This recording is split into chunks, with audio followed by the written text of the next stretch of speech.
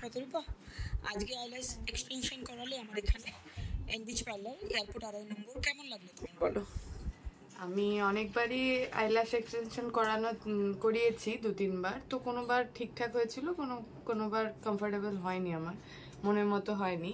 But now this time I am fully satisfied যে এত সুন্দরভাবে, এত কমফোর্টেবলভাবে, আর একদম এক্স্যাক্ট যেটা চেয়েছি, খুব বেশি ঘন না, খুব বেশি হালকাও না, একদম দেখতেও পাচ্ছ তোমরা যে একদম দেখে না, একদম ন্যাচারাল যেই ব্যাপারটা চেয়েছিলাম সেই ব্যাপারটাই পেয়েছি।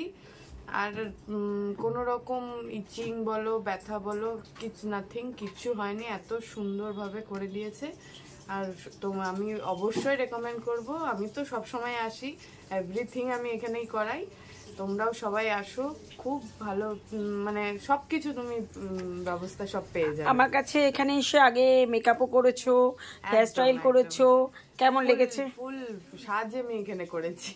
আর প্রতিবার আমি সবার কাছ থেকে কমপ্লিমেন্ট পেয়েছি যে কোথা থেকে পরেছি শাড়িটা, কোথা থেকে মেকআপটা করলি, কোথা থেকে হেয়ারটা করলি, আমাকে সবাই জিজ্ঞাসা করেছে, আমি সবাইকে রেকমেন্ড করেছি।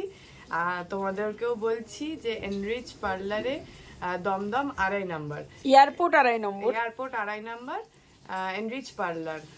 আর পূজাদির পার্লারে সবাই, পূজাদির পার্লারে সবাই এসো, পুজোর সময়, পুজোর পরে, এভরি টাইম যখন আসবে সবাই খুব সুবিধা পাবে, এইটুকুনি বলতে পারি। থ্যাংক ইউ সো মাচ পূজাদি। Thank you.